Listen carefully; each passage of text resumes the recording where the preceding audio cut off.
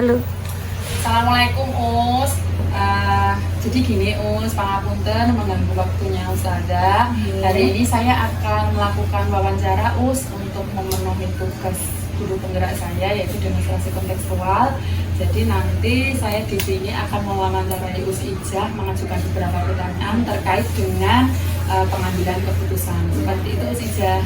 Oke, monggo silakan Tuhan bisa Jadi gini selama ini kan selama kita di sekolahan gitu ya, kadang-kadang kan kita mengalami suatu kondisi atau situasi yang kita berhadapan dengan suatu kasus. Nah, selama ini bagaimana Us Ijah sebagai kepala sekolah mengidentifikasi kasus-kasus yang merupakan itu kasus termasuk dilema etika atau bujukan moral seperti itu Us?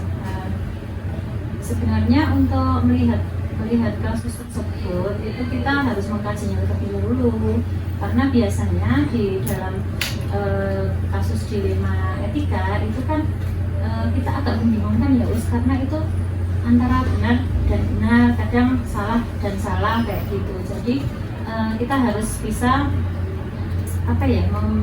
mengambil keputusan yang tepat gitu untuk memutuskan atau untuk memecahkan masalah tersebut.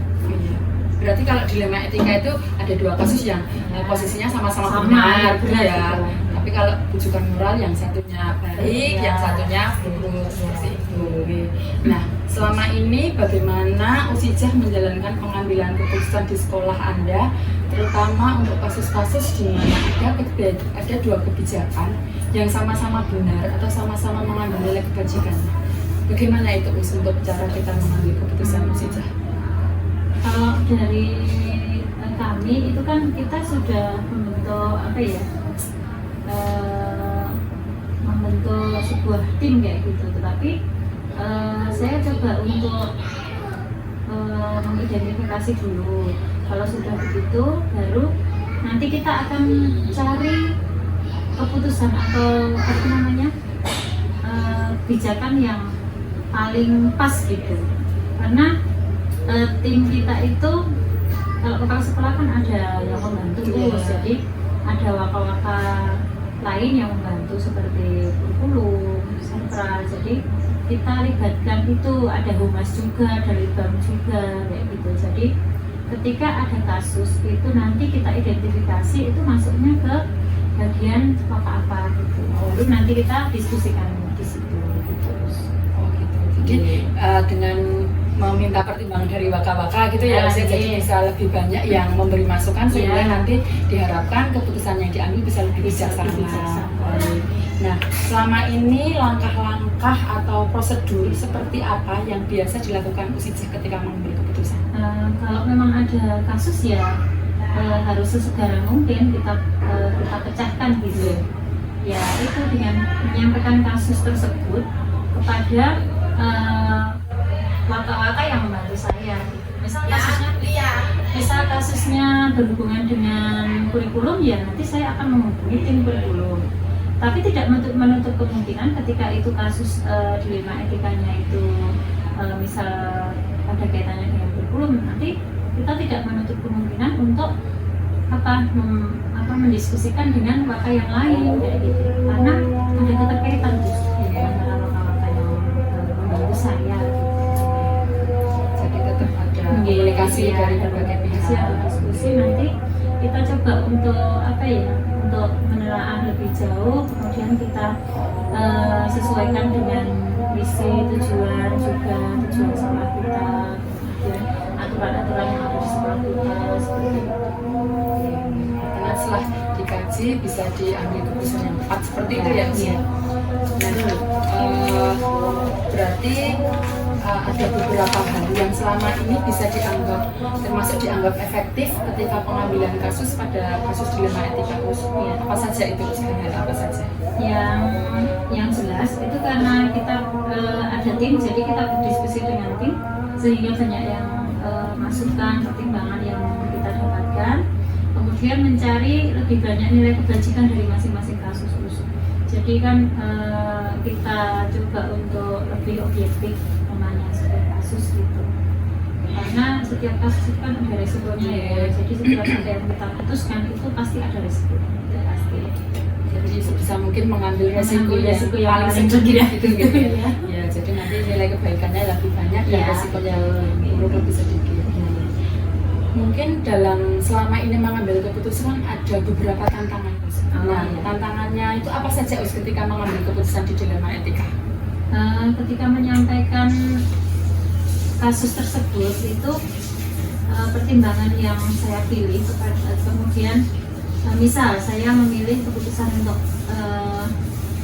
misal ada kasus A gitu ya, kemudian saya memutuskan gitu, kemudian saya memberi peluang teman-teman untuk berdiskusi, untuk didiskusikan, kemudian memberi pemahaman, kemudian kita pikirkan dan kita pertimbangkan apa yang menjadi keputusan kita itu apakah sudah sudah resikonya paling rendah, paling sedikit kayak gitu, atau memang masih punya resiko yang besar. Berarti memang menyampaikan pertimbangan dari Ya. diri pribadi Ya, dulu ya Us ya, betul. baru nanti ke teman-teman itu yang memang agak sulit karena kadang-kadang orang itu tidak tahu maksud Ya, kita betul. gitu, jadi mungkin harus perlu Ya. dipahamkan lagi seperti itu. Nah, selanjutnya Us, apakah Usijah memiliki waktu atau jadwal tertentu dalam sebuah penyelesaian kasus dilema etika, atau apakah Usijah langsung menyelesaikan di tempat atau memiliki sebuah jadwal? Terus bentuk atau prosedurnya seperti apa Us? Gini, kasus yang kita hadapi seperti kasus dilema itu ya, itu kan bentuknya kan kondisional ya sih. Jadi kita nggak bisa memprediksi kapan kasus itu datang. Tiba-tiba datang Iya, masalah iya. kasus seperti itu ya Us? Iya betul, jadi kondisional. Nah, ketika ada seperti itu ya kita kondisional saja. Ketika ada kasus ya segera kita selesaikan. Gitu. Jangan sampai ketika ada sebuah kasus kemudian kita tumpuk berlarut-larut, kemudian numpuk kasus yang lain lagi dan itu tidak terselesaikan dengan baik gitu. Karena kita tidak mengambil waktu yang lebih untuk menyelesaikan. Gitu. Jadi lebih cepat lebih baik seperti itu ya Us? Iya. Gitu, soalnya ketika terlalu lama yang mempunyai kasus pun juga udah Iya. berharap kasus kok belum selesai atau Selesai, belum ya. ada keputusan, nanti sudah diharapkan atau dinantikan seperti itu. Sebetulnya setelah dari obrolan kita tadi Us, Iya. adakah seseorang atau faktor-faktor apa saja Mm-mm. yang selama ini mempermudah atau membantu Usijah dalam pengambilan keputusan dalam kasus dilema etika? Iya. Kalau kasus dilema etika itu masih dalam kategori bisa terselesaikan di tim waka, itu kita selesaikan. Jadi yang sangat membantu, yang sangat berperan membantu saya itu ya waka-waka saya itu Tim yang ya, itu ya, sudah dibentuk gitu. Tapi ketika kasus dilema etika itu muncul kemudian kami tidak bisa menyelesaikan itu, orang yang sangat membantu saya itu sebenarnya guru pelaksana.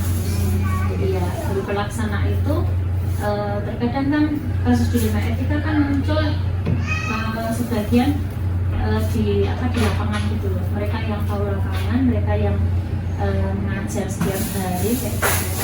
Dari mereka juga kita coba untuk mintai pertimbangan dan diskusi juga. Jadi nggak cuma mereka, nanti kalau kasus itu bisa lebih melebar atau lebih besar, kita libatkan guru-guru. Jadi lebih banyak itu ya Iya, ketika yang membantu saya itu banyak mengambil untuk keputusan. Nah, dari semua ini tadi Us yang telah disampaikan Usijah, pelajaran apa yang bisa dipetik dari pengalaman Anda ketika mengambil keputusan dilema etika Us? Gini Us, jadi manusia itu kan tidak bisa lepas atau tidak bisa menghindari dari sebuah kasus ya. Iya, betul. Jadi apalagi di dunia pendidikan, kasus itu kan hampir setiap hari muncul. Jadi ketika kita diskusi seperti ini gitu, jadi kita akan paham gitu ketika kasus itu muncul apa sih yang harus kita lakukan. Itu aja sih kalau dari saya. Terima kasih Usijah atas sharingnya kita hari ini, luar biasa sekali. Saya jadi tahu ternyata ketika kita mengambil keputusan kita harus mencari nilai kebaikan dari keputusan yang kita ambil sehingga tidak merugikan orang lain. Ya. Seperti itu ya Us ya. kita harus segera memutuskan dan jangan ditunda-tunda. Terima kasih sekali Uci atas Sama-sama. waktunya. Sukses selalu. Oke, terima kasih ya Us. Assalamualaikum Bu Yulita. Waalaikumsalam. Oke, pripun Bu kabarnya? Alhamdulillah sehat. Ibu, saya hari ini ingin mewawancarai dalam rangka untuk memenuhi tugas demonstrasi kontekstual calon guru penggerak saya, yaitu mewawancarai kepala sekolah dari sekolah lain, seperti itu Bu. Hari ini saya ingin bertanya tentang Bu Yulifa sebagai kepala sekolah ketika mengambil keputusan seperti itu Bu. Nah begini, selama menjadi kepala sekolah, bagaimana Bu Yulifa dapat mengidentifikasi kasus-kasus yang merupakan dilema etika atau juga moral? Caranya mengidentifikasinya seperti apa Bu? Selama saya sebagai kepala sekolah dalam mengidentifikasi kasus-kasus yang merupakan dilema etika atau rujukan moral, kasus dilema etika itu tentang hal yang sama-sama baik maupun sama-sama sulit untuk dipecahkan atau diputuskan. Sedangkan rujukan moral itu antara satu baik dan satu buruk. Nah, selama Anda mempraktekkan pengambilan keputusan di sekolah itu, bagaimana Anda menjalankan pengambilan keputusan untuk kasus-kasus yang dimana ada kepentingan yang sama-sama benar atau sama-sama mengandung nilai kebajikan? Caranya bagaimana itu? Oh, ya. Dalam saya menjalankan pengambilan keputusan di sekolah saya, yaitu dengan cara melakukan identifikasi, lalu mencari solusi dari permasalahan yang ada di sekolah kami. Oh, berarti diidentifikasi dulu ya Bu ya. Lalu nanti setelah itu dicari solusinya. Nah, langkah-langkah atau prosedur apa saja yang Bu Yuli sudah lakukan selama ini? Oh iya, langkah-langkah yang sudah saya alami itu yang pertama kami mencari penyebab adanya kasus tersebut. Terus yang kedua kami berdiskusi dengan teman-teman guru seprofesi untuk mencari solusi yang terbaik bagi lembaga ataupun pihak terkait. Oh berarti jadi tetap melibatkan pertimbangan dari pihak lain seperti itu ya, jadi dari pesawat ataupun dari tim Makassar atau di sekolah. Lalu hal-hal apa saja selama ini Anda anggap efektif dalam pengambilan keputusan pada kasus-kasus dilema ini Pak? Saya anggap efektif dalam pengambilan keputusan itu, yang pertama saya bermusyawarah dengan yang memiliki kasus, misal mungkin VS sama murid atau guru dengan guru. Kemudian yang kedua mengidentifikasi kasus tersebut. Yang ketiga kami mencari solusi yang terbaik dalam menghadapi pengambilan keputusan. Berarti yang setelah mencari itu tadi kita mengidentifikasi, diklarifikasi antara kedua belah pihak, kira-kira nanti dicari yang mana nilai kebaikannya yang lebih banyak diberikan, resikonya yang paling sedikit seperti itu ya. Iya. Lalu hal apa saja yang selama ini yang merupakan tantangan dalam pengambilan keputusan pada kasus tersebut? Tantangannya apa saja? Yang merupakan tantangan dalam pengambilan keputusan pada kasus-kasus dilema etika, yaitu mengambil keputusan yang terbaik, yang sekiranya tidak merugikan orang lain ataupun lembaga yang lain. Begitu. Soalnya ketika kita salah mengambil keputusan nanti juga memberikan efek yang mungkin akan tidak baik ya Bu ya, dari pihak lain ataupun di lembaga. Jadi memang harus bijaksana. Iya, betul. Dalam mengambil keputusan atau menyelesaikan masalah, apakah ada jadwal khusus Bu untuk menyelesaikannya? Mungkin berbentuk atau prosedurnya seperti apa? Di sekolah saya tidak ada jadwal khusus, karena sebisa mungkin dalam pengambilan keputusan itu jangan ditunda-tunda. Jadi kalau bisa segera mungkin kami selesaikan. Dan karena kasus biasanya munculnya pun juga insidental, semakin cepat diselesaikan akan akan semakin baik. Dan prosedur yang saya lakukan berdiskusi dengan tim sehingga menghasilkan keputusan yang bisa dipertanggungjawabkan. Dan ya dia mungkin seperti itu ya, jadi tidak menunda-nunda. Nanti kalau misalnya dari beberapa pihak yang sudah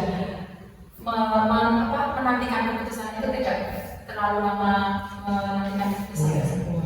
Nah, lalu selanjutnya itu adakah seseorang atau faktor-faktor apa yang selama ini mempermudah atau membantu Anda dalam mengambil keputusan dalam kasus dilema etika?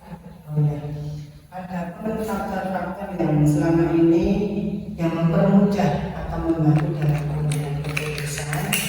Saya berkolaborasi dengan guru atau murid ataupun orang tua untuk menyelesaikan kasus dan mencari solusi yang terbaik. Berarti kekeluargaan seperti itu ya, Bu, ya. Jadi bisa komunikasi dan saling berkolaborasi seperti itu. Bu Yuli, dari semua yang sudah Bu Yuli sampaikan, pembelajaran apa yang dapat Bu Yuli petik dari pengalaman Anda selama mengambil keputusan dilema etika? Pengambilan keputusan, setiap manusia itu mempunyai permasalahan. Tapi alangkah baiknya masalah tersebut diselesaikan dan berusaha untuk tidak mengulangi masalah tersebut, begitu. Jadi ketika ada masalah itu dihadapi, segera diselesaikan, tidak perlu ditunda-tunda ya. Seperti itu ya, Bu ya. Baik Bu Yuli, terima kasih atas wawancaranya hari ini. Terima kasih sudah menambah wawasan saya untuk menjalani pengambilan keputusan. Terima kasih atas waktunya Bu Yuli. Sama-sama. Ya, Ya, Waalaikumsalam.